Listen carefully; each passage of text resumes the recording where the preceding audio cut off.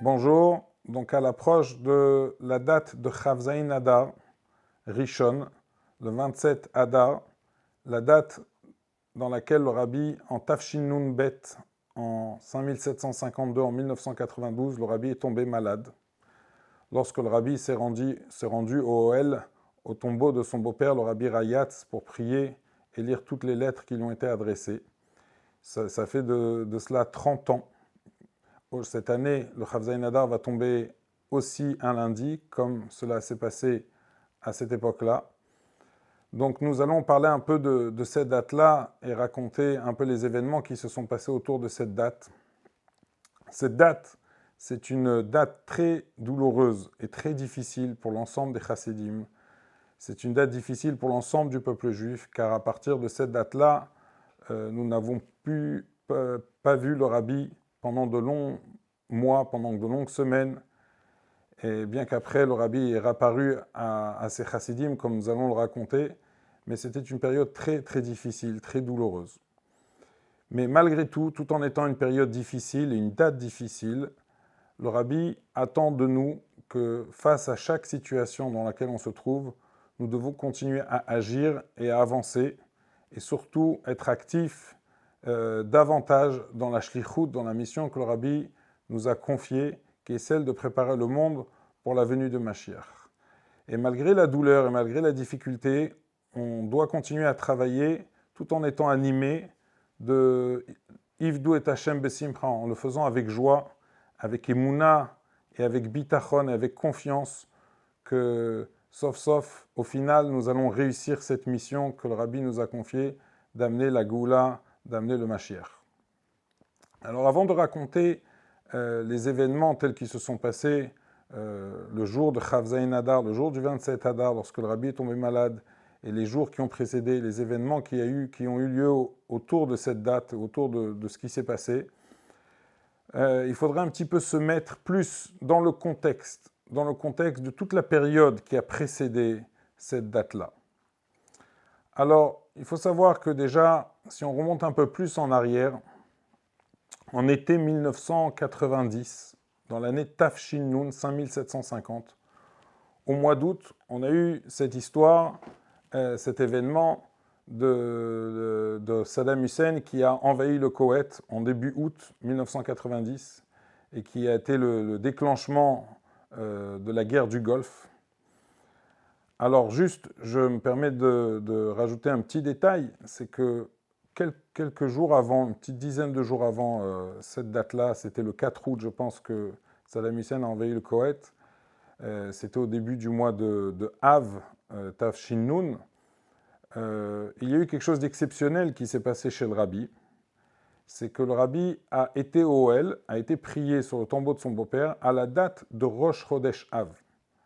Le fait que le rabbi aille prier un Rosh Chodesh Ohel, c'était quelque chose d'exceptionnel qui ne s'est jamais passé durant toutes les années de la Nissiout du rabbi, ni avant ni après, que le rabbi se rende sur le tombeau de son beau-père le jour d'un Rosh Chodesh. Le rabbi s'y rendait à différentes occasions, assez régulièrement, des fois Erev Rosh Chodesh, mais que le rabbi s'y rende Rosh Chodesh, c'était assez exceptionnel, au point où lorsque le rabbi a fait savoir à son secrétaire, le Rav Binyamin Klein, il lui a dit qu'il avait l'intention d'aller Rosh Chodesh, il s'est étonné, il a dit Rosh Chodesh. Le rabbi il a dit oui, c'est Rosh Chodesh Av, c'est le Yortzeit, la Iloula de Aaron HaKohen. Et donc le rabbi a été sur Rosh Chodesh Ohel de manière exceptionnelle. Et comme je vous l'ai dit, un peu après, il y a eu cette invasion au Koweït par Saddam Hussein. Et donc, il y a eu cet événement-là qui a semé une panique, une peur dans le monde entier, et toutes les nations commençaient à se mobiliser, comme on connaît l'histoire et la suite. Maintenant, il faut savoir qu'il y a beaucoup de midrashim, dans le Midrash Rabbah, Midrash Tanchuma, dans le Yalkut Shemoni, qui racontent et qui prédisent les différents événements qui vont se passer avant la venue du Mashiach, avant la Géoula, avant la rédemption. Et souvent, lorsque des événements se passent dans le monde, on a tendance à associer ces midrashim aux événements en question. Maintenant, est-ce que les midrashim correspondent vraiment aux événements en question auxquels on essaie de les associer? Ça, personne ne peut le garantir. Ça ne relève pas de nos compétences pour l'affirmer. Ça, c'est plutôt destiné à des tzadikim pour pouvoir affirmer et confirmer que ce midrash correspond bien à cet événement qui se passe dans le monde. Mais là, il s'est passé quelque chose, c'est qu'il y avait un chassid Chabad, du nom de Reb Yosef Yitzhak Kaizen Alav Shalom, un chassid qui est niftar malheureusement assez jeune. C'était un juif particulier, c'était l'initiateur de ce qu'on appelle Chabad en cyberspace. C'est celui qui a initié le Chabad sur l'Internet à peine quand il y a eu la naissance du web et qui était l'initiateur du Chabad.org et qui a été le premier à vouloir que ces outils de technologie et de multimédia soient utilisés pour la diffusion des messages de Torah et de Chassidut. Alors lui, il a vu un certain Midrash qui est ramené dans le Yalkut Shimoni et il l'a associé naturellement à ce qui se passait. Et donc il a fait une photocopie de ce paragraphe qu'il a agrandi et qu'il a accroché sur la porte d'entrée du 720 dans la Shulamba. Ce Midrash nous dit quoi? Le Midrash nous dit la chose suivante. Amar Rabbi Yitzhak, Shana Shemelech HaMashiach Ba, l'année dans laquelle le Mashiach va venir et va se dévoiler, toutes les nations vont se disputer les unes avec les autres. Et après il poursuit, il dit que Melech Paras, le roi de Paras, va s'en prendre au Melech Harav et au Melech Haravi, et le Melech Haravi va aller crier au secours et demander conseil à Aram, et ça va semer une panique dans le monde entier qui ne vont pas savoir ce qui se passe, et cette panique va aussi se passer chez les Juifs qui vont vraiment rentrer dans une panique, une crainte, en demandant où nous allons aller, qu'allons-nous devenir, et là, Akadosh Baruch Hu va intervenir. Il va s'adresser aux Juifs, il va leur dire « Mes enfants, ne craignez rien, l'heure de votre délivrance est arrivée. » Donc ça, c'est le passage du Midrash en question que ce Juif-là, Rabbi Yosef Yitzhak Kaizen, il a affiché à l'entrée du 770.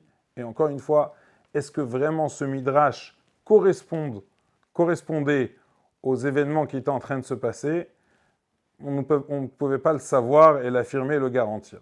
Mais naturellement, on l'a associé à ce qui se passait.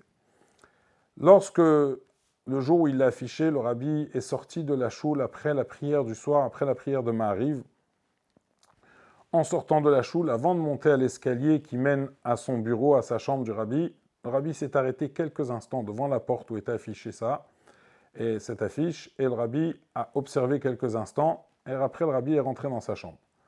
Un peu plus tard, le Rav Groner, le secrétaire du rabbi, il a appelé ce chassid-là en lui demandant, en lui disant que le rabbi a demandé qu'on affiche la suite du Midrash, encore un autre morceau qui n'était pas affiché avec.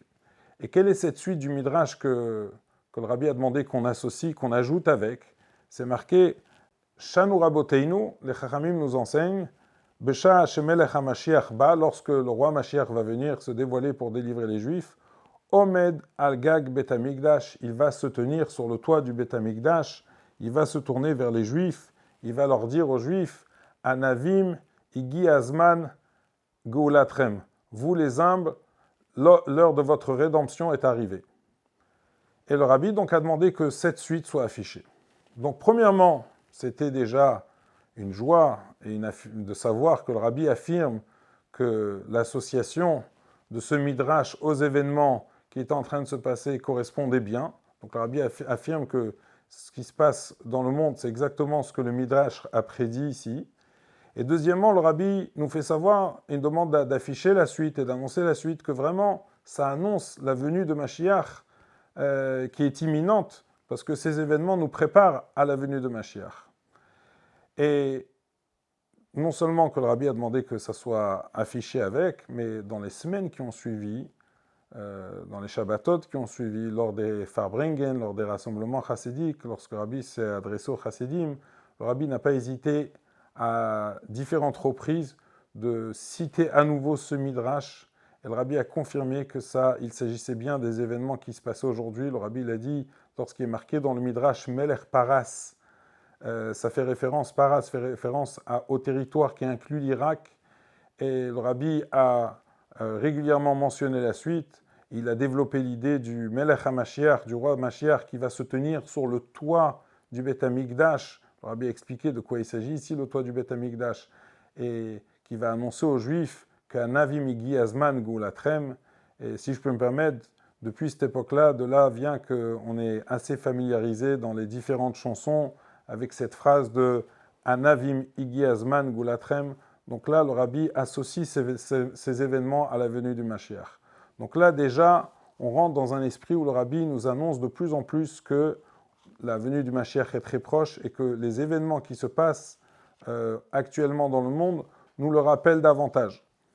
Et je rappelle qu'on était à cette période dans le Shnat Nissim, l'année que le rabbi avait annoncé déjà, au début de l'année 1950, 5750, excusez-moi, 1990, le rabbi avait annoncé que ça serait Heyo Tehe Shnat Nissim, ça serait une année où on verrait des miracles.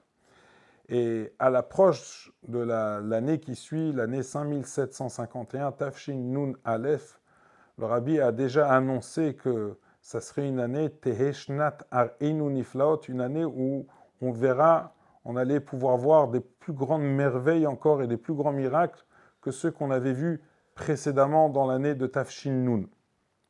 Et donc le rabbi nous annonce qu'on verrait davantage de merveilles et de miracles. Alors, comme on l'a dit, ça a semé une panique, cette guerre du Golfe a semé une panique dans le monde et a semé une panique davantage en Israël et au peuple juif, car Saddam Hussein a pris en otage, si on peut dire, l'État d'Israël en disant que, et ses habitants, en disant que s'il y avait une intervention militaire, il enverrait des missiles et des armes chimiques en Israël. Et bien sûr que ça a semé une grande panique. Et comme on le sait, il y a eu cette distribution massive des masques à gaz. Et dans cette période et dans cette panique où malheureusement beaucoup de gens quittaient Israël, des gens qui avaient prévu des événements en Israël pour des smachot, pour des mariages, bar mitzvah ou toutes sortes d'événements, annulaient les événements. Lorsque les gens s'adressaient au rabbi, le rabbi leur disait « Je ne comprends pas la question, il faut changer aucun plan, il faut rien annuler. C'est une terre sur laquelle c'est marqué « Eine Eretz Asher Eine Hashem Elokei Chaba Merishit Hashana Ve'ad Acharit Shana » C'est une terre où il y a une surveillance particulière d'Akadosh Baruch Hu, où Dieu fixe ses yeux du début de l'année jusqu'à la fin de l'année. Le rabbi a montré clairement qu'il n'y aurait, le rabbi l'a annoncé qu'il n'y aurait pas de guerre, et qu'on n'aurait pas besoin d'utiliser les masques à gaz, malgré que le rabbi a encouragé à écouter toutes les instructions des autorités. Mais le rabbi a fait comprendre qu'il n'y avait pas lieu de semer la panique. Et le rabbi s'était même exprimé sur la terre d'Israël en disant que c'est l'endroit le plus sûr au monde, et même encore plus sûr qu'aux États-Unis. Et on l'a vu dans les vidéos des dollars du dimanche à de nombreuses reprises. Donc c'était un message réconfortant et rassurant de la part du rabbi.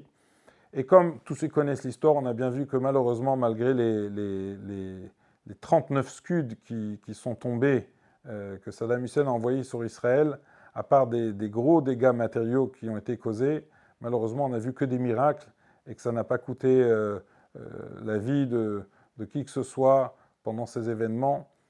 Juste pour pour rappeler que à cette période, il y a eu un certain missile qui était tombé sur une base militaire américaine en Arabie Saoudite et qui avait causé beaucoup de morts.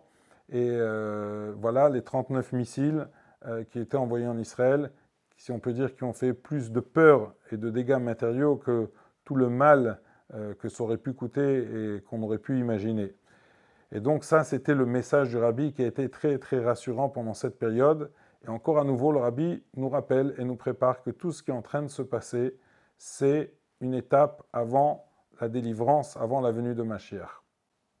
Un autre détail concernant la guerre du Golfe, c'est qu'il y avait un aumônier qui s'appelait Goldstein, le Rav Goldstein, qui était aumônier dans l'armée américaine et qui est passé au dollar devant le rabbi et qu'il a dit qu'il allait accompagner des militaires au Golfe, je pense dans une base militaire en Arabie Saoudite, et il a dit qu'il a même prévu de prendre une Megillah, comme ça lorsqu'ils en auront besoin pour Purim, ils pourront lire la Megillah aux soldats juifs qui sont présents sur place. Et le rabbi s'est exprimé qu'il n'y en aura pas besoin. Et de là, c'est sorti dans les médias une interprétation que le rabbi aurait dit que la guerre du Golfe s'arrêterait à Purim.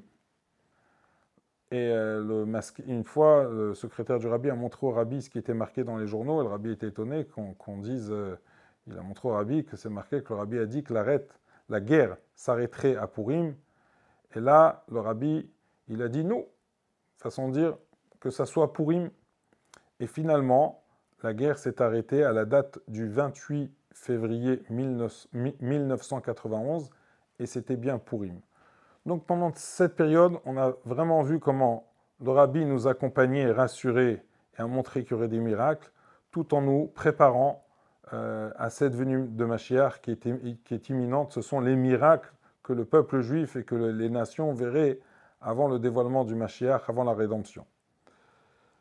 Plus tard dans l'année, il y a eu une sikha très particulière, connue, c'était la sikha du 28 Nissan, dans laquelle le rabbi a dit des mots assez bouleversants, si on peut dire comme ça, qui ont bouleversé beaucoup les chassidim, dans laquelle le rabbi s'est exprimé. Il a dit « Moi, j'ai fait tout le travail que je devais faire pour amener tout ce qui était en ma possibilité pour amener la Géoula, et maintenant je vous confie à vous la mission. » Le rabbi, il a dit « Asu kol asher bichol techem » faites, il s'est adressé aux chassidim en leur demandant « Faites tout ce qui est en votre possibilité pour amener la Géoula, amitit pour Hashlema, pour amener la délivrance. » Et ces propos, je l'ai dit de manière très abrégée ici, c'est une sikha sur laquelle on peut s'arrêter, beaucoup plus développée, élaborée, mais elle a beaucoup secoué l'ensemble des chassidim.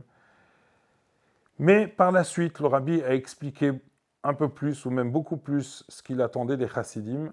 Mais en même temps, plus les semaines avançaient, plus le rabbi a encore dit des propos dans lesquels il annonçait de manière la plus claire qu'on s'approchait de la Géoula et qu'on était, bien sûr, dans les derniers moments avant qu'on ait le dévoilement de Mashiach. Quelques semaines après, dans le Shabbat Tazria Metzora, le rabbi a dit que le Derech HaYeshara, la manière la plus droite et la plus efficace pour précipiter et amener la Géoula Shlema et amener la délivrance, c'était en étudiant les sujets qui parlent de Géoula Mashiach, de la délivrance dans la Torah, que ce soit dans la Gemara, que ce soit dans la Halacha, dans le Rambam. Et le rabbi a précisé qu'il faudrait les apprendre davantage dans les livres de Chassidut, tels qu'ils sont expliqués par les Rebbeim et dans les enseignements du rabbi. Ça veut dire que le rabbi a dit clairement qu'en étudiant ces sujets-là dans la Torah, et particulièrement tels qu'ils sont enseignés et éclairés par le rabbi dans les Sichot et dans les Mamarim, en étudiant les sujets qui parlent de la Géoula, c'était la manière la plus efficace pour précipiter la Géoula Shlema.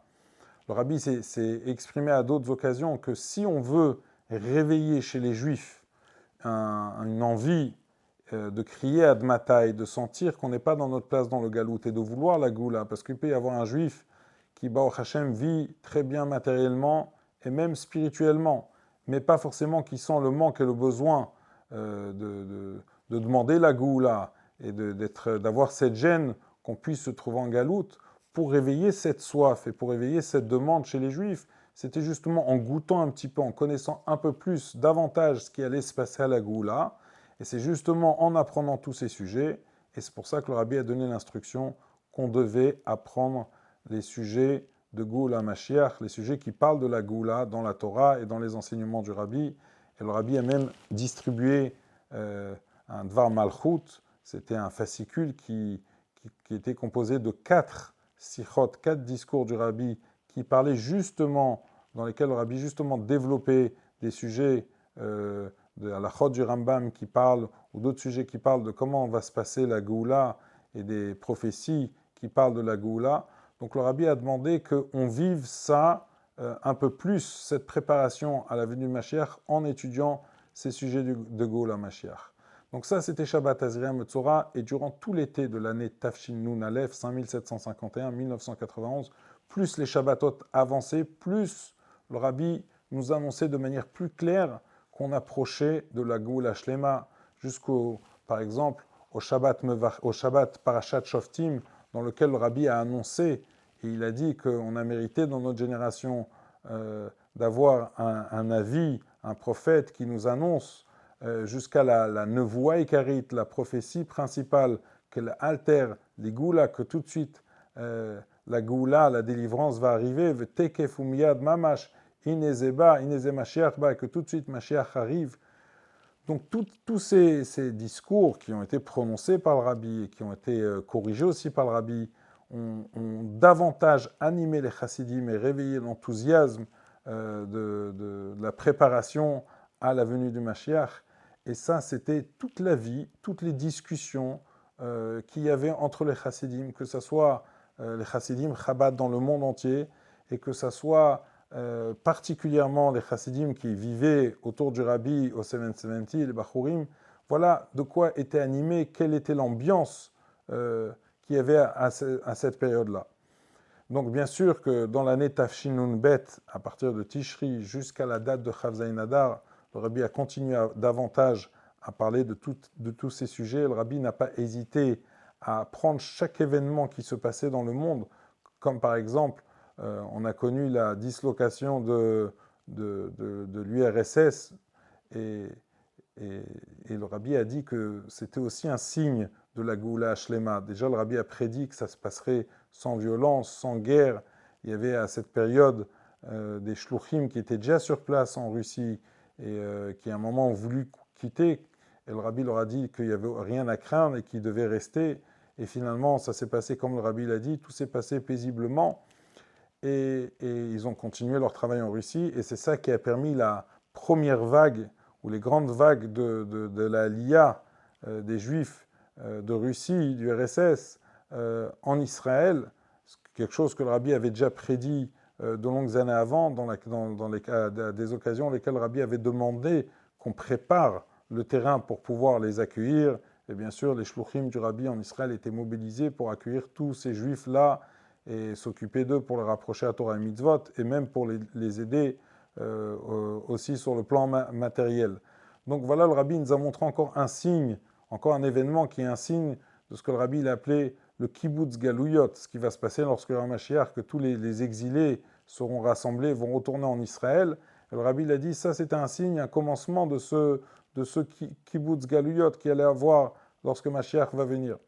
Et donc pendant l'année Tafshinun Bet, le rabbi, jusqu'à cette date de Chavzaïn Adar, le rabbi a dit beaucoup de propos, d'expressions impressionnantes, extraordinaires, sur les moments dans lesquels on se trouvait. Le rabbi s'est même exprimé une fois, il a dit en yiddish, on est dans les Erste Zeit. Erste Zeit veut dire les moments les plus élevés, les plus propices pour recevoir la Goula Amitit Vashlema, pour recevoir la délivrance.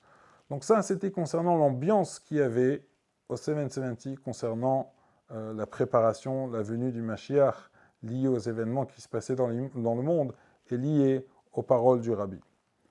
Maintenant, il y a eu aussi, pendant cette période, surtout depuis le début de l'année Tafshinun Bet, 5752, depuis Tishri, certaines choses, certains comportements différents et inhabituels de la part du rabbi, qui ont un petit peu interpellé l'attention des chassidim, et sans en avoir pour autant l'explication.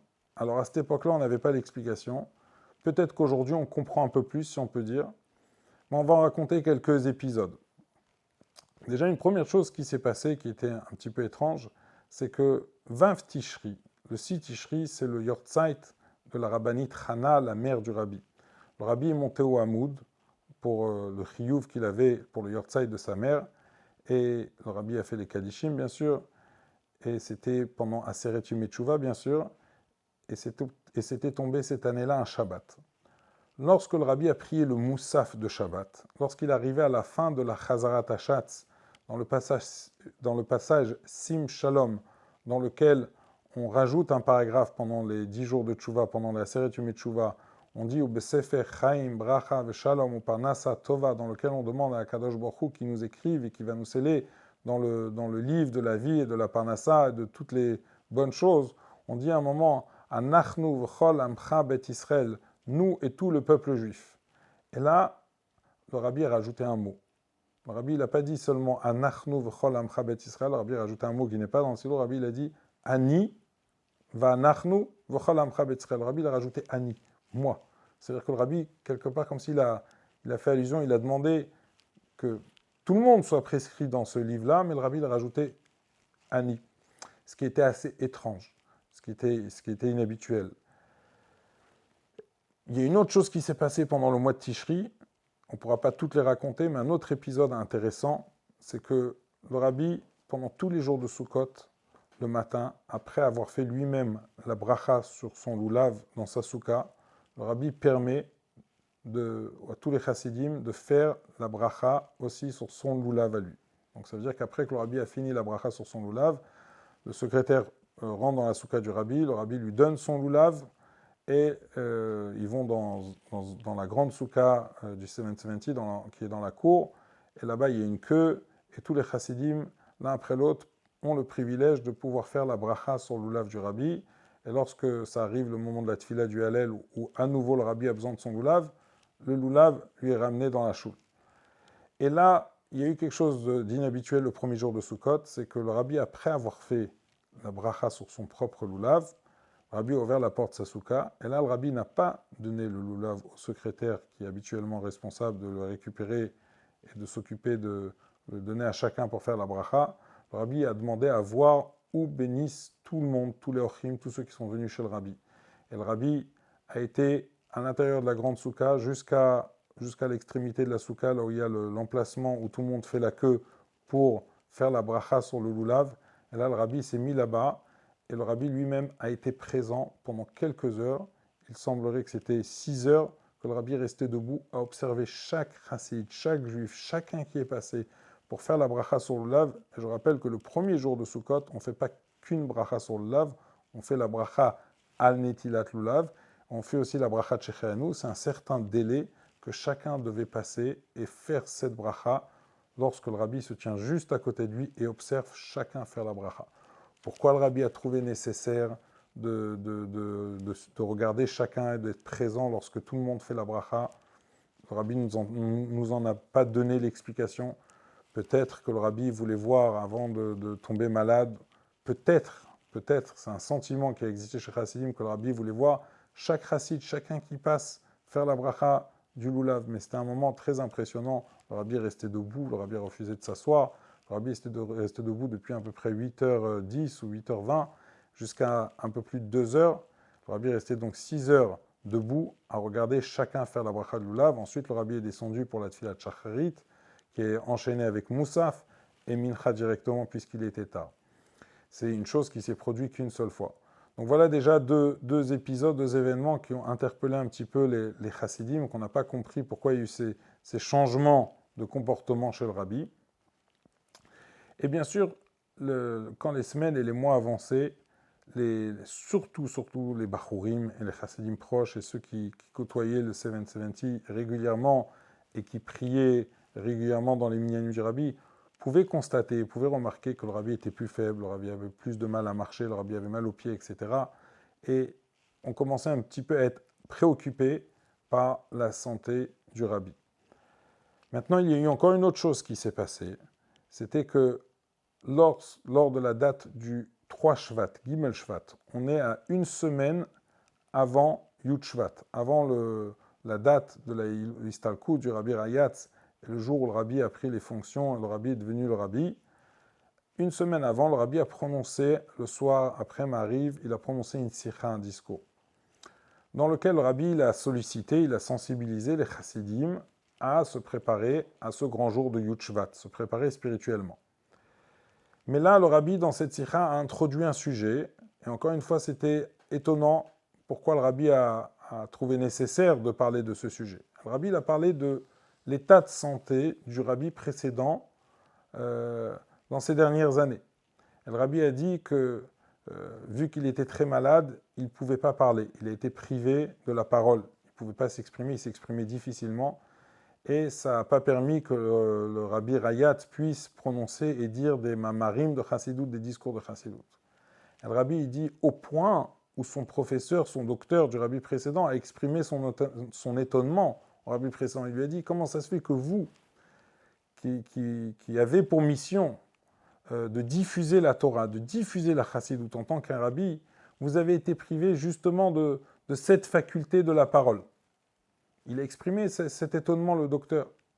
Le rabbi, il dit, c'est une question qui existe déjà dans la Torah.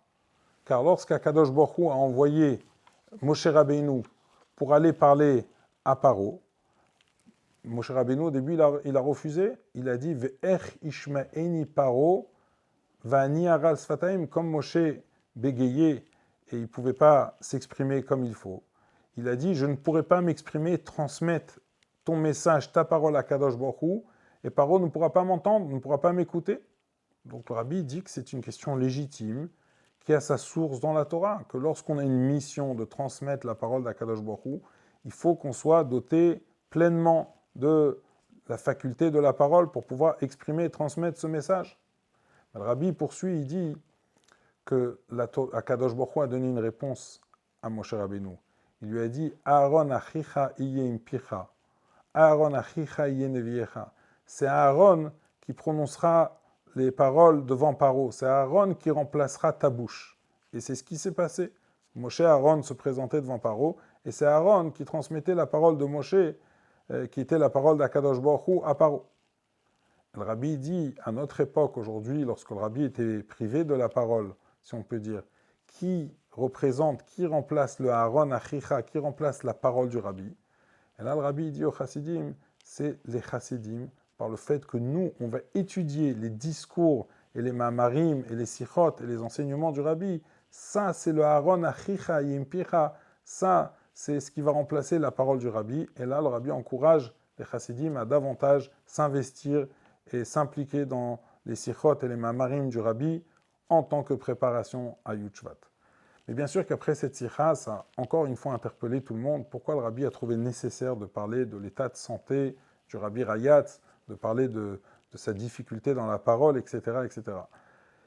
Et on a compris quelque part un message que le rabbi réclamait aux chassidim de rajouter davantage dans tout ce que le rabbi nous demande pour renforcer la santé du rabbi. Au point, il y a des bachourim sur place, à Olé Torah, qui ont pris beaucoup de décisions de rajouter dans les sichot du rabbi. Il y a beaucoup d'initiatives qui ont été faites avec l'accent, et ils ont transmis au rabbi un compte-rendu que c'est fait pour rajouter dans la santé du rabbi, et ils ont reçu des très belles réponses et des très beaux retours du rabbi, où le rabbi a accepté, a apprécié, si on peut dire, cet effort-là, ce retour-là de la part des bachourim qui prenaient des bonnes décisions dans l'étude pour rajouter dans la santé du rabbi. Donc voilà quelques événements déjà qui réveillaient un petit peu et qui sensibilisaient les chassidim concernant l'état de santé du rabbi.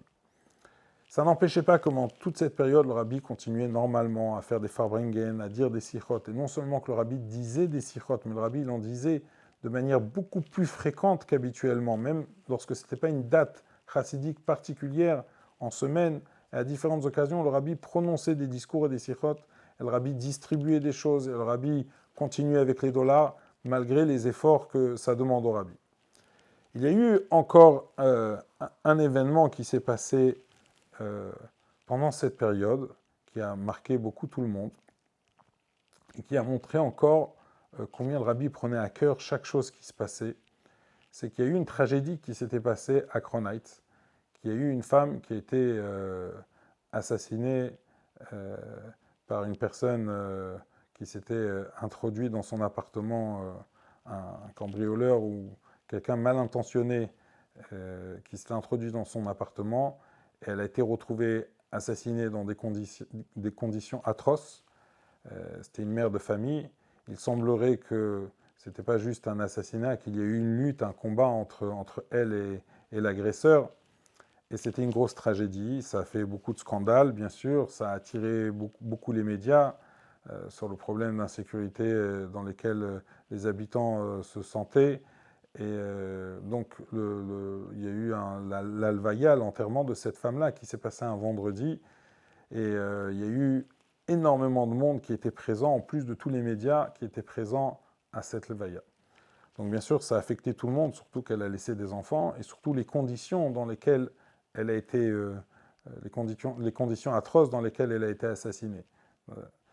Et le rabbi, bien sûr, est sorti pour cette levaya, pour cet enterrement. Ça s'est passé à 2 heures de l'après-midi, un vendredi. Le rabbi est sorti. Alors dans les vidéos et dans les images, les photos de cette levaya, on peut remarquer la tristesse, la douleur, la peine qu'il y avait sur le visage du rabbi. Le rabbi est sorti, il avait les 2 mains dans les poches de son manteau. Le rabbi murmurait certaines choses. Et le rabbi a suivi le cortège. Le cortège a démarré de Eastern Parkway devant le 720. Il a continué sur Kingston Avenue. Et le rabbi, il a marché, il a suivi le cortège, jusqu'à qu'il y ait un moment, le rabbi s'est arrêté. Je fais une petite parenthèse. Il y avait, puisqu'on vivait avec l'annonce du rabbi que Mashiach va arriver, il y avait sur Kingston affiché une grande banderole, un grand panneau, Mashiach is on the way, Mashiach est sur la route, est sur le chemin. Et le rabbi s'est arrêté, il a levé ses yeux, il a regardé le panneau, et après, à proximité du panneau, un peu en dessous du panneau, le rabbi s'est arrêté pendant 10 minutes, ou même un peu plus. Et le rabbi a observé le cortège jusqu'à que la voiture était très loin. Et le rabbi, même après que la voiture était plus visible, le rabbi est resté pendant longtemps, presque un peu immobile, à observer, jusqu'à que le rabbi est retourné au 770. Et donc, comme je disais, on a vu vraiment combien le rabbi a pris à cœur cet événement et la peine et la douleur qu'il pouvait y avoir sur le visage du rabbi lorsque le rabbi est sorti pour l'enterrement. Ça ne s'est pas arrêté là. Une semaine plus tard, à la fin des Shiva, le 9 Adar, je pense que c'était un vendredi ou un jeudi soir, le rabbi a prononcé une sikha. Et là, le rabbi, le sentiment que les chassidim ils ont eu lorsque le rabbi il a dit cette sikha, c'était qu'elle était plutôt adressée à Kadosh Baruch Hu. Dans lequel le rabbi s'est interrogé comment ça se fait que de tels événements peuvent encore survenir. Le peuple juif a déjà vu assez de souffrance. Le fait que les Juifs se trouvent en galoute depuis plus de 1900 ans, c'est déjà une grande souffrance, c'est déjà un grand Messirut Nefesh. Pourquoi nous avons besoin encore d'un tel Messirut Nefesh? Le rabbi il a parlé avec beaucoup de peine de ce courage et de ce Messirut Nefesh que cette femme juive, cette maman a fait en se sacrifiant. Et le rabbi il a dit que non seulement elle a fait Messirut Nefesh pour elle-même en donnant sa vie, mais elle a fait Messirut Nefesh en sachant qu'elle consacre et qu'elle donne, elle devra confier en quittant ce monde, elle devra confier l'éducation de ses enfants à d'autres personnes. Et le rabbi s'est exprimé, il a dit, c'est un Messirut Nefesh, le Malami Messirut Nefesh, un niveau de Messirut Nefesh qui est au-dessus du niveau de Messirut Nefesh qu'on peut connaître de manière générale. Et le rabbi a parlé avec beaucoup de douleur. Le rabbi a même mentionné que le rabbi Yosef Karo, le Mechaber du Shulchan Aruch,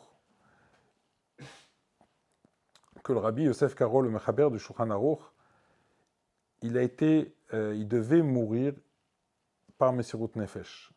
Mais pour une cause, ce srout-là, ce mérite-là de pouvoir mourir b'Messirut Nefesh en donnant sa vie à Kiddush Hashem lui a été retiré.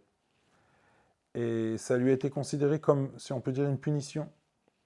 Le rabbi dit pourtant, du fait qu'il n'est pas niftar b'Messirut Nefesh, il a pu vivre encore de longues années et ça lui a permis d'écrire le Shulchan Aruch, le code de la loi qui a éclairé les Juifs pendant toutes les générations jusqu'à nos jours.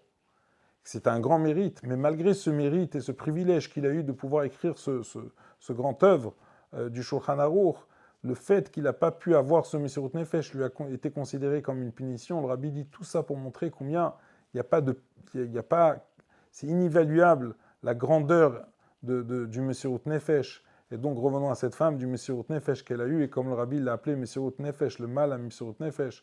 Et le rabbi a dit des mots assez durs, et le rabbi a dit que c'est pas normal qu'on se trouve en galoute, et que Mashiach Hadain Loba, et que Mashiach n'est pas encore venu, etc. Le rabbi a dit des mots très très durs pour réclamer à Kadosh Baruch Hu qu'on ne veut plus de souffrance, et que Mashiach doit arriver. Donc voilà encore un événement qui s'est passé 2 semaines avant que le rabbi tombe malade, et qui a montré beaucoup l'affection et l'amour et la douleur que le rabbi avait pour chacun, et particulièrement pour cet événement, pour l'histoire de cette femme qui a quitté de manière tragique. Alors, comme on le disait, pendant cette période, le rabbi a prononcé de nombreuses sikhot de manière inhabituelle pendant les jours de la semaine. Et un des sujets qui revenait souvent, que le rabbi a répété, surtout dès l'entrée du mois de Hadar, le rabbi a rappelé que le mois d'Hadar, c'est un mois sur lequel c'est marqué dans la Gemara Bari Mazlé. C'est quoi Bari Mazalé? Ça veut dire que c'est un bon mazal. Bari veut dire en bonne santé, mais c'est une expression pour dire que le mois de Hadar, on dit que si quelqu'un a un jugement avec un goy, c'est un moment propice pour qu'il puisse gagner de se faire juger pendant le mois d'Hadar, parce que c'est un bon mazal. El Rabbi a fait que de rappeler que c'est un mazal bari, qu'il faudrait que tous les juifs soient en bonne santé. El Rabbi non seulement a répété cette expression bari mazlé à différentes reprises, le Rabbi a dit que puisque cette année, c'est une année, une Shana Mouberet, dans laquelle on a 2 mois de Hadar, donc on a 60 jours de Hadar, donc il y a le principe dans la halakha qui s'appelle Batel Beshishim, que quand il y a 60 fois plus de quantité de quelque chose de cachère, lorsque quelque chose d'interdit s'est mélangé dans de la nourriture cachère, ça permet, dans certaines conditions bien sûr, de rendre cachère l'ensemble de l'aliment. Quand il y a une quantité de 60 fois plus de manger cachère que de l'aliment taref qui était rentré, ça c'est un concept qui existe dans l'halakha, mais le Rabbi l'a repris ici. Il a dit, puisqu'on a 60 jours de Hadar, donc ça permet de rendre Batel Beshishim, d'annuler toutes les choses négatives qui peuvent se passer. Et le Rabbi a répété, c'est un mois, Bari Mazalé, quand le mois il est en bonne santé, et que chaque juif doit être en bonne santé, et qu'il y a 60 jours, et les 60 jours peuvent annuler toutes les choses négatives, qu'on a 60 fois plus, et que c'est une force pour annuler toutes les choses négatives. Et là, encore une fois, le Rabbi faisait rappel au Inyan au sujet de la santé, et le Rabbi disait qu'il y a des choses négatives à annuler, et on ne trouvait pas trop à quoi le Rabbi faisait référence. Une autre chose s'est passée pendant cette période, deux semaines à peine avant que le Rabbi tombe malade, c'était Purim Katan. Purim Katan, c'était le 14 Adar, Aleph. À cette date-là, à l'occasion de cette date-là, il y a un Mahamar du Rabbi qui est sorti. Ça veut dire que c'est un Mahamar que le Rabbi avait prononcé déjà en 81, en Tafshim Aleph, mais que le Rabbi, pour l'occasion de Purim Katan, l'a corrigé et qu'il a été à nouveau édité avec les corrections du Rabbi.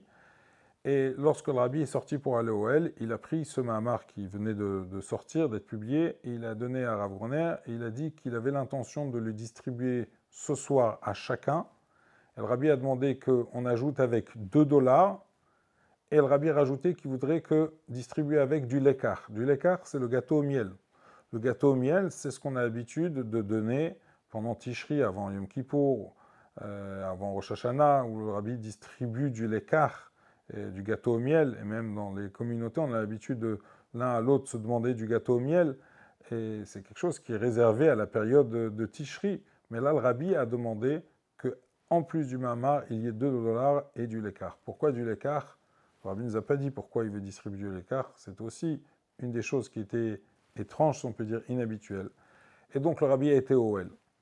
Le Rabbi est revenu, il a pris Mincha Ma'ariv, et le Rabbi a prononcé une sikha, et après ça, le Rabbi a distribué ce Mahamar aux hommes, femmes, enfants. Le Rabbi est resté, alors que toute la journée il était déjà debout, et quand le Rabbi va au Hel, il ne mange pas, le Rabbi était toute la journée au Hel. Le Rabbi est resté encore plus de 3 heures à distribuer. Il y a une vidéo magnifique, on voit comment le Rabbi distribue à chacun, homme, femme, enfant, ce Mahamar qui était dans une pochette transparente avec $2 et ce morceau de l'écart que le Rabbi a distribué. D'ailleurs, ce Mahamar, c'est un Mahamar auquel on y donne une affection particulière parce que c'est le dernier Mahamar corrigé par le Rabbi, et non seulement que c'est le dernier Mahamar corrigé par le Rabbi, que le Rabbi a pris la peine de distribuer. Le Mahamar commence par le Pasuk Ve'ata tetzavé et ben Israël, et dans ce Mahamar, le Rabbi il dit beaucoup de choses intéressantes. C'est des sujets très profonds, mais un des points que le Rabbi rappelle, c'est qu'il existe chez chaque juif 2 sortes d'émouna. Il y a une émouna en Akadosh Baruch Hu qui peut être superficielle, il y a et qui des fois nécessite que le juif se trouve dans des conditions difficiles, comme par exemple à l'époque de Purim, où il y a eu le décret de Haman, et ça a réveillé cette émouna et ce Messirut Nefesh chez les juifs. Mais le Rabbi il dit qu'il y a un niveau encore plus profond de émouna et de Messirut Nefesh qui existe chez les juifs, et que ce niveau plus profond qui existe et duquel le juif peut être animé, même sans qu'il y ait des contraintes extérieures qui vont le provoquer, il peut en être animé tout le temps. Ça vient par l'attachement au Nassi Ador, au Moshe Rabbeinu de la génération, que c'est lui qui réveille ce niveau le plus profond d'Emouna qui existe chez les Juifs.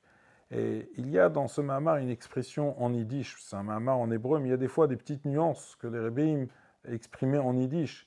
Et le Rabbi explique que le but, c'est qu'un juif puisse arriver à un niveau où tellement il ressent l'absence de dévoilement de divinité, de dévoilement d'Akadosh Baruch Hu qu'il y a dans le monde pendant qu'on est en galoute, et que ce dévoilement sera là pleinement lorsqu'il y aura la Goula, et qu'on le ressent tellement, ce manque-là, qu'on demande et qu'on veut, et qu'on n'est pas tranquille que la Goula ne soit pas là. Et le Rabbi a dit donc en yiddish que le juif il doit être in ganzen zu treiselt, complètement bouleversé de cette absence de dévoilement d'Akadosh Baruch Hu lorsqu'on est en galoute. C'est-à-dire que quelque part, le Rabbi non seulement a donné ce Mahamar à distribuer pour que chacun puisse l'étudier et chacun prenne conscience que c'est qui va donner la émouna et la force à chaque juif, c'est en étant attaché au Nessiador. Le Rabbi nous passe un message qu'on doit savoir que la place et l'endroit d'un juif, même quand un juif c'est un très bon juif, et même quand Dieu il donne ce qu'il doit donner à chaque juif, tout le bien matériel de manière révélée,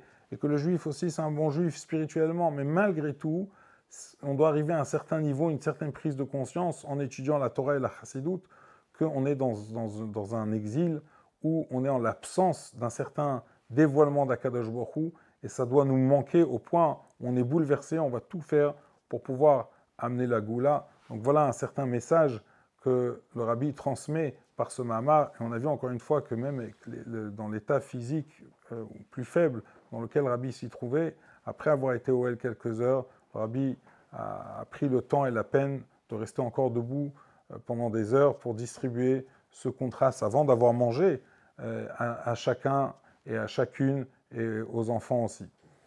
Maintenant, il y a eu le dollar du Rabbi qui a eu lieu le dernier dimanche avant que le Rabbi tombe malade, le 26 Adar, justement lié à ce qu'on vient de parler du Mahamar, un épisode intéressant où il y a un Rav d'Israël qui s'appelle le Rav Dov Lavnouni. C'est un Rav qui a créé en Israël le Machon Hamikdash. C'est un institut qui a pour objectif de reconstituer tous les ustensiles du Beth Hamikdash. Il a fait des maquettes, des livres, etc. Et il est venu, il s'est présenté devant le Rabbi et il a amené une maquette magnifique au Rabbi du Beth Hamikdash qu'il a construit selon la Shita du Rambam.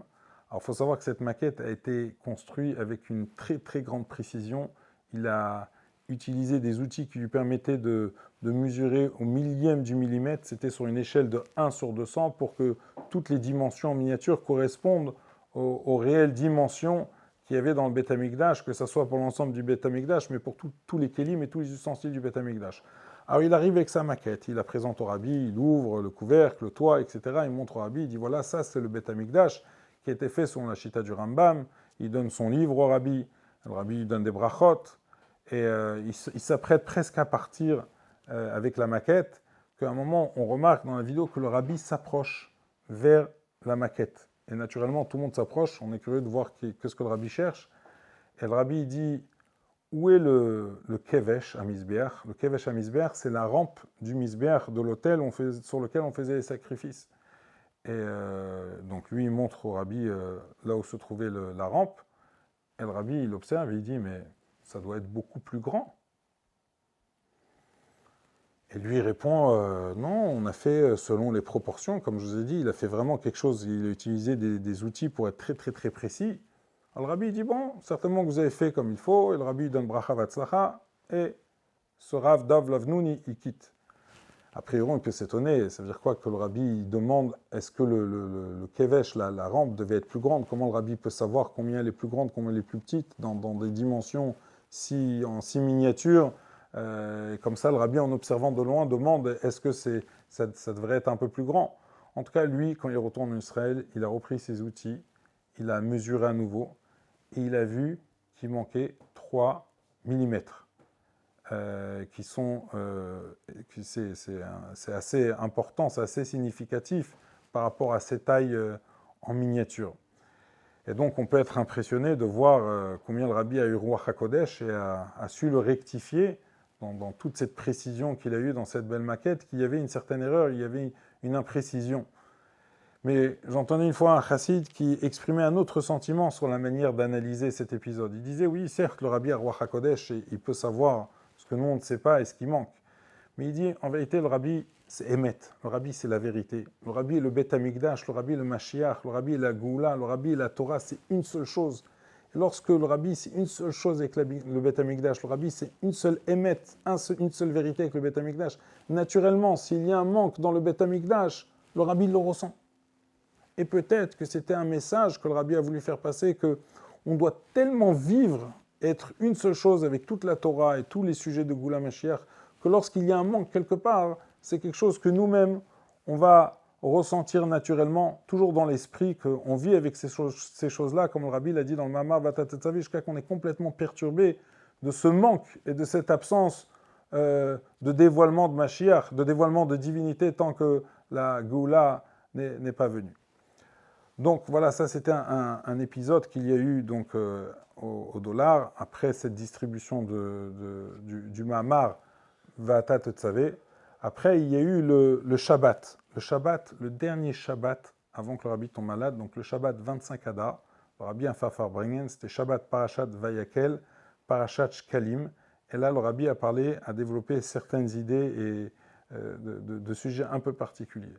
Le rabbi a développé l'idée du Machatzit HaShekel qu'on devait donner. Et dans la Torah dit que chaque juif il devait donner un demi-shekel, Machatzit HaShekel. Mais la Torah dit, le shekel, c'est Esrim Gera, c'est 20 Gera. Et le juif, il ne devra pas donner 20 Gera, il devra donner Machatzit HaShekel, un demi-shekel, ce qui équivaut à 10 Gera. Et là, la question se demande, comment ça se fait que le Passouk passe par 10 chemins, si on peut dire comme ça. Le Passouk ne dit pas directement qu'un juif, il doit donner 10 Gera. Pourquoi le Passouk doit nous dire, le verset doit nous dire, on doit donner, le shekel, c'est 20 Gera, et on doit donner la moitié. Qui nous disent clairement qu'on doit donner 10 Gera, on saura que c'est la moitié c'est un Machatzit HaShekel. Et c'est une idée que le rabbi avait déjà développée précédemment à d'autres occasions. Le rabbi il a expliqué qu'en vérité, la Torah elle veut nous faire savoir qu'un juif, il est seulement un Machatzit, il est seulement une moitié. Qui est l'autre moitié? C'est Akadosh Baruch Hu. Donc nous, on est une moitié, Akadosh Baruch Hu, il est une moitié, et ensemble, on compose une seule entité avec Akadosh Baruch Hu. Et le rabbi a développé beaucoup cette idée, combien le juif, sa moitié, c'est sa part, et son chélek, et sa avoda, et son service qui lui est demandé par Akadosh Baruch Hu à faire dans le monde, à agir dans Torah et Mitzvot. Et l'autre moitié, c'est la Akadosh Baruch Hu, la lumière que Dieu il influence et qu'il éclaire sur l'Neshama du juif pour qu'il puisse faire son service dans Akadosh Baruch Hu. Et ensemble, on compose une seule entité. Mais là, à ce Farbringen, à ce dernier rassemblement chassidique, Shabbat Parashat Vayakel 25 Adar, le rabbi a développé encore une autre idée. Le rabbi il a dit, qui est l'autre moitié? Le rabbi a dit, l'autre moitié de chaque juif, c'est son prochain, c'est un deuxième juif. Le rabbi il a expliqué au chassidim que chaque juif, il n'est qu'une moitié avec l'autre juif, et c'est pour ça, puisqu'on n'est qu'une moitié avec l'autre juif, on doit s'unir avec chaque juif, et ensemble, on fait une seule entité. Et en vérité, les deux sont liés, parce que puisque chaque juif est une moitié avec Akadosh Baruch Hu, donc pour s'unir avec Akadosh Baruch Hu, naturellement, je dois m'unir avec chaque juif, et par l'union qu'on va avoir envers chaque juif, alors on s'unit naturellement avec Akadosh Baruch Hu. Et là, le rabbi a encouragé chaque juif à ajouter dans Avat Israël. Donc dans ce Farbringen, dans ce dernier rassemblement chassidique, le rabbi il a beaucoup sensibilisé les chassidim de rajouter dans l'union avec chaque juif et dans l'Avat Israël. Et le rabbi a précisé que l'Avat Israël devait être utilisé pour approcher chaque juif à Torah Mitzvot. Et le rabbi souligne que ça doit se faire avec Avat Israël, avec amour, pas avec dureté. Le rabbi dit bien que c'est marqué que des fois, Shlomo HaMelech il dit celui qui cache son bâton, c'est celui qui déteste son fils. C'est un message que Shlomo HaMelech il fait passer, qu'un père des fois ne doit pas hésiter à avoir une attitude plus ferme pour rectifier son fils et pour l'éduquer et l'amener dans le bon chemin. Mais le rabbi il a dit, ça il s'agit d'un père envers un fils. Qu'un père envers un fils, le fils il sait que son père il aime, donc même si des fois il y a une attitude plus ferme, ça se fait avec amour, elle est acceptée d'une manière plus positive de la part de l'enfant. Le rabbi dit quand il s'agit d'un juif envers un autre, ça doit se faire que avec Avat Israël. Le rabbi nous donne un message dans le Chinour, que quand on est éducateur, on doit éduquer un enfant, on doit approcher quelqu'un, ça doit se faire pleinement avec amour, au point où l'enfant, il n'a pas de doute que celui qui est en train de le rectifier, de l'éduquer, il est animé d'amour envers lui, autant que ses parents le sont. Après, le rabbi il a développé encore une autre idée, et le rabbi il a dit que chaque juif, chaque matin, il récite le mot De'ani, le Fanecha, Melech Chai Vekayam, On remercie qu'on se réveille à Kadosh Baruch Hu, qu'Akadosh Baruch Hu nous a donné notre neshama. Le rabbi s'est interrogé, il a relevé un point, il a dit, normalement, le juif, lorsqu'il commence, il récite le Modé, on n'aurait pas dû dire Modé Ani le Fanecha, je reconnais devant toi. On aurait dû dire dans un autre ordre, on aurait dû dire Ani le Fanecha, je suis devant toi, Modé, je reconnais. Pourquoi? Parce que jusqu'à présent, toute la nuit, le juif, il dormait, donc il était inconscient. Donc la première chose qui se passe lorsqu'il ouvre les yeux, c'est qu'il prend conscience qu'il existe. Donc il y a d'abord la prise de conscience qu'il existe, qu'Akadosh Baruch Hu lui a donné sa neshama. Donc il dit Ani le fanecha, je me trouve devant toi, je suis conscient, j'existe, tu m'as donné la vie. Modé, je reconnais. Mais comment ça se fait que dans le Sidour, on dit Modé Ani le fanecha, d'abord je reconnais. Et là le rabbi il a expliqué qu'en vérité, même le juif, dans son inconscient, dans son sommeil, il n'y a pas un moment où il est séparé d'Akadosh Baruch Hu. Et comme on a dit, le juif, il est une seule chose, une seule entité avec Akadosh Baruch Hu. Donc c'est pour ça que même qu'il vient de se réveiller et que jusqu'à présent il était inconscient, il n'y a pas besoin de la prise de conscience que j'existe et Dieu m'a redonné la vie pour que je reconnaisse Akadosh Baruch Hu. Spontanément, naturellement, la première chose qui sort et qui s'exprime du juif, c'est Modé qui reconnaît.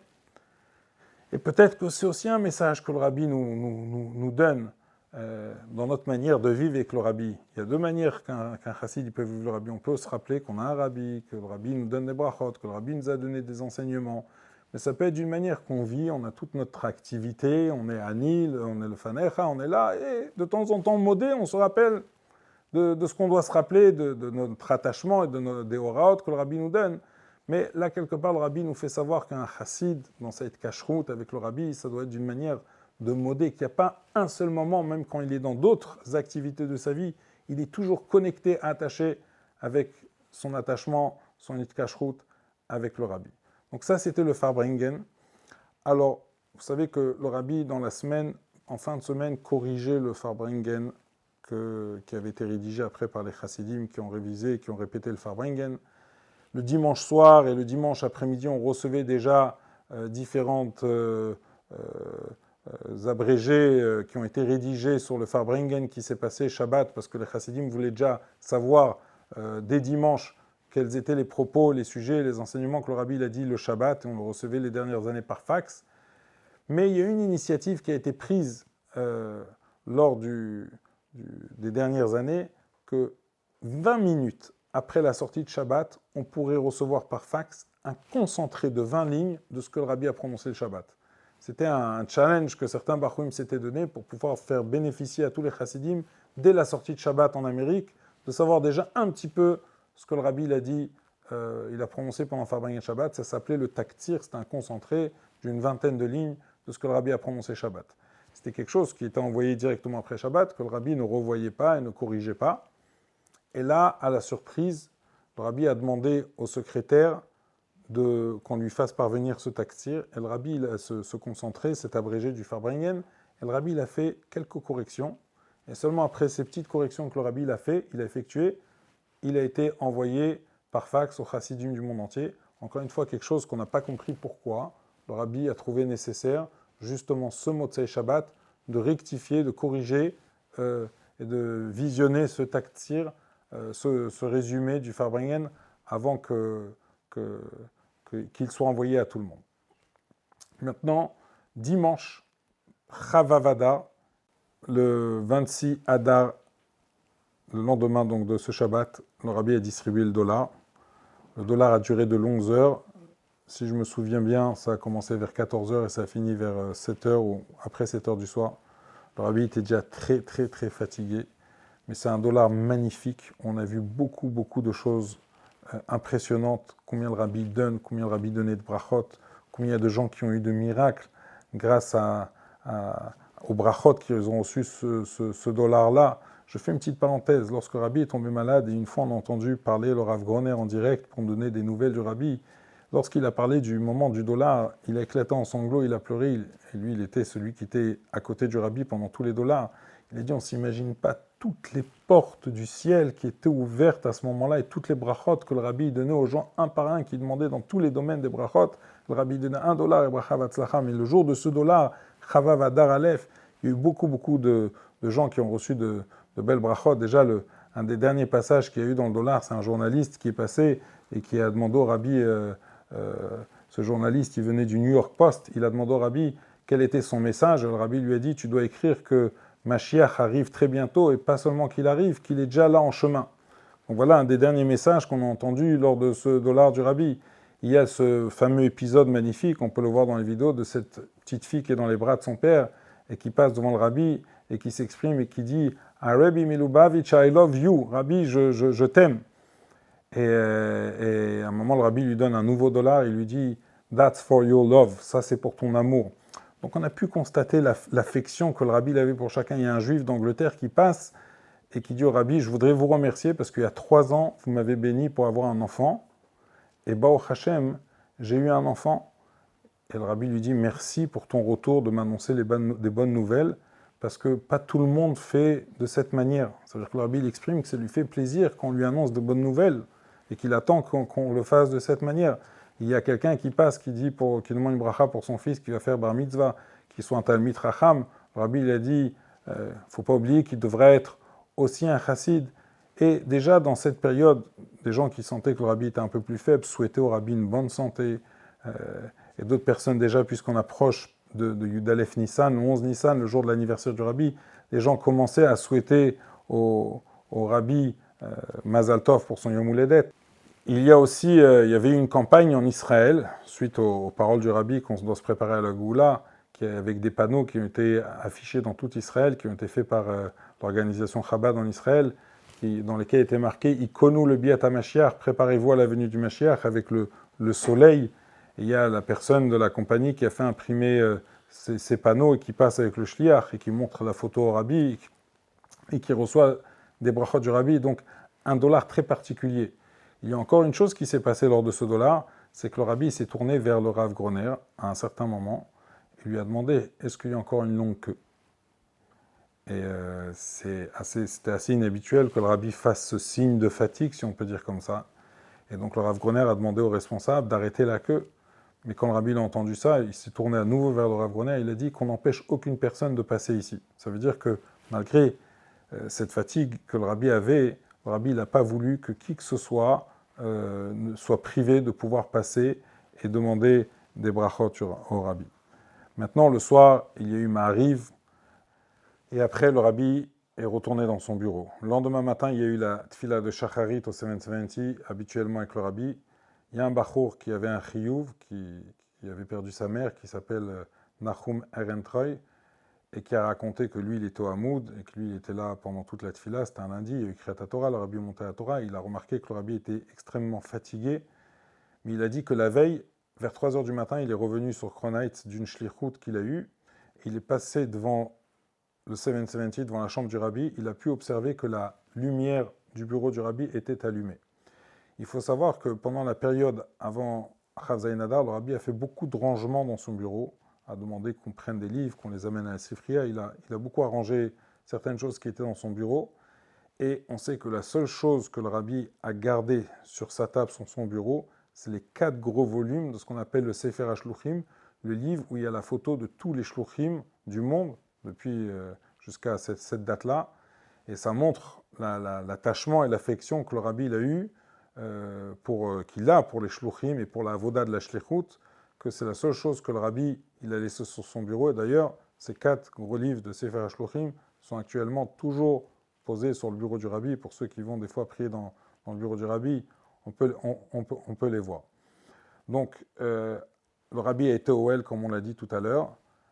Avant de sortir au Ohel, le rabbi, devant son bureau, il y avait un khatan qui attendait avec ses parents et ses grands-parents. C'était l'habitude que le rabbi, lorsqu'un khatan va se marier, lui prête son sidour, un de ses sidourim pour prier avec. Le rabbi a donné le sidour au khatan. Ce khatan qui s'appelle Yechiel Goldberg, il a raconté que quand le rabbi a ouvert la porte de son bureau, il a remarqué combien le visage du rabbi était très pâle et faible, et comment chaque geste du rabbi, quand le rabbi lui a donné le sidour, demandait un effort au rabbi.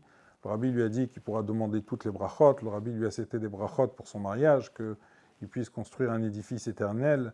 Et le rabbi lui a donné différentes brachot. Et après, le rabbi a fouillé dans sa poche intérieure, a sorti une pile de pièces. Le rabbi a cherché une pièce de 10 cents, qu'on appelle un dime. Le rabbi lui a donné. Après, le rabbi a continué à avancer pour aller vers l'escalier qui l'amène à la voiture. Et là, le rabbi s'est retourné, il a repris encore des pièces, et là, le rabbi il a sorti une pièce de 5 cents, et le rabbi lui a donné pour transmettre à la Kala, et encore une fois, le rabbi s'est retourné inhabituellement, et le rabbi lui a donné des brachot. Ça, c'était, si on peut dire, le dernier chassid qui a eu le privilège d'avoir une interaction, un échange avec le rabbi, avant que le rabbi aille au Ohel et tombe malade. Donc le rabbi est sorti à aller au Ohel, le rabbi devant la voiture, il a distribué des pièces, on le voit dans les photos, et juste avant de partir, le rabbi il a salué tout le monde.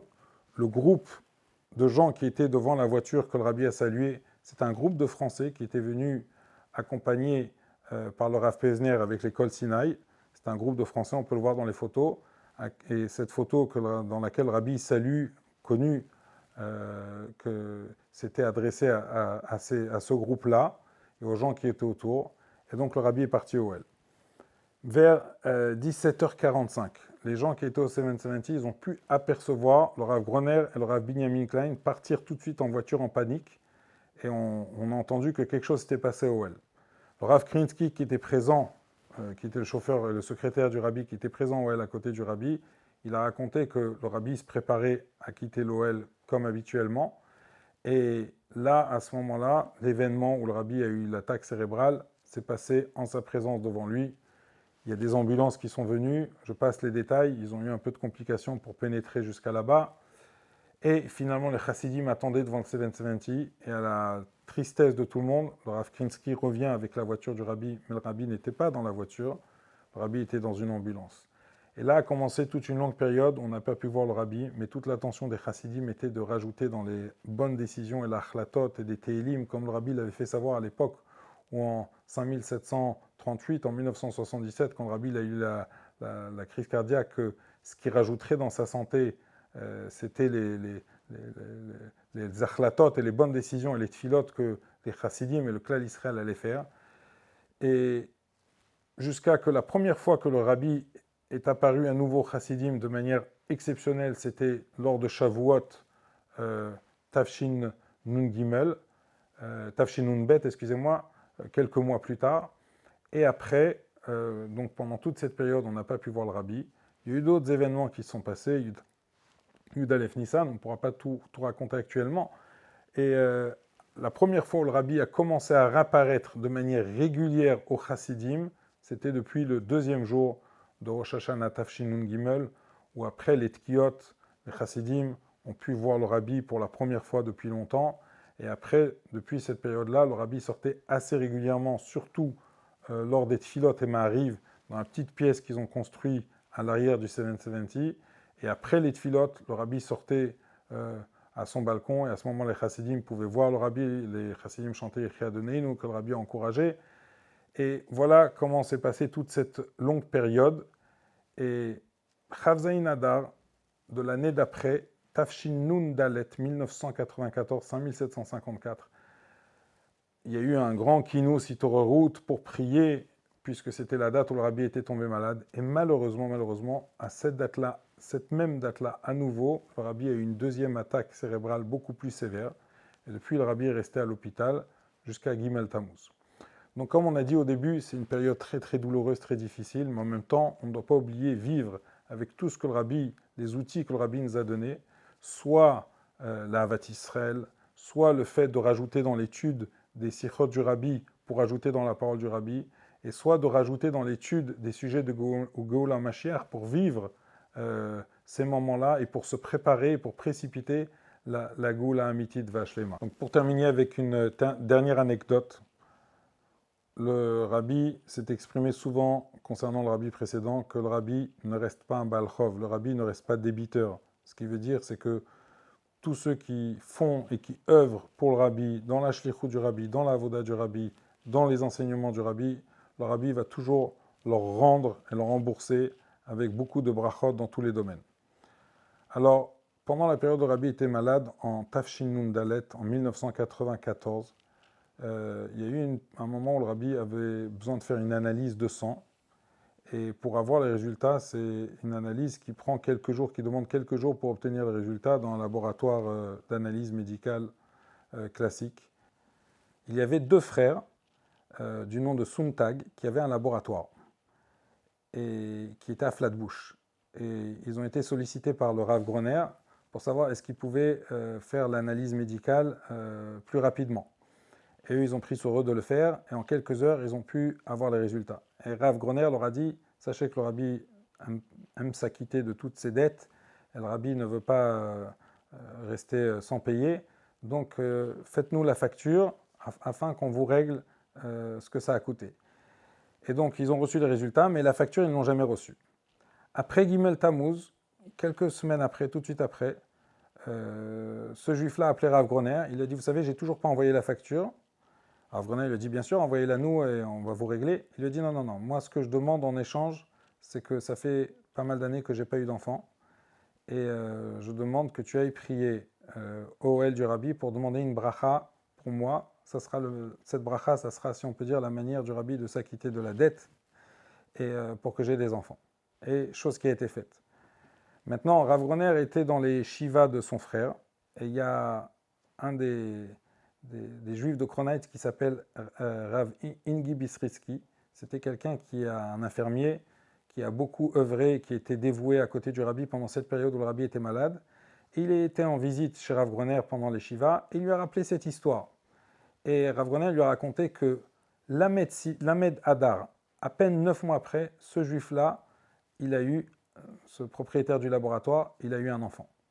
Et les deux, ils se rappelaient de cet épisode. Et Rav Ingi Bisriski, après avoir échangé un petit peu avec Rav Groner, il a quitté la maison de Rav Groner. Et en sortant, un petit moment après, qui est-ce qui rentre dans la maison pour aussi faire Nichum Avelim à Rav Groner? C'est ce juif-là qui rentre avec son fils, qui était l'enfant qui est né grâce à cette bracha, à ce miracle du Rabbi, si on peut dire, à cette dette que le Rabbi s'est acquitté pour le remercier de cette faveur qu'il avait fait pour le Rabbi.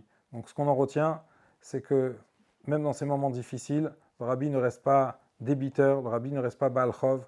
Tous ceux qui vont s'investir et qui vont continuer à œuvrer dans la shlichut du Rabbi, de préparer le monde pour la Geoula Amitit Vashlema, le Rabbi va nous le rendre, et certainement que la meilleure manière que le Rabbi il aura pour s'acquitter de la dette, c'est que le Rabbi va tout faire, il va nous amener la Geoula Amitit Vashlema Tekef Umyad Mamash.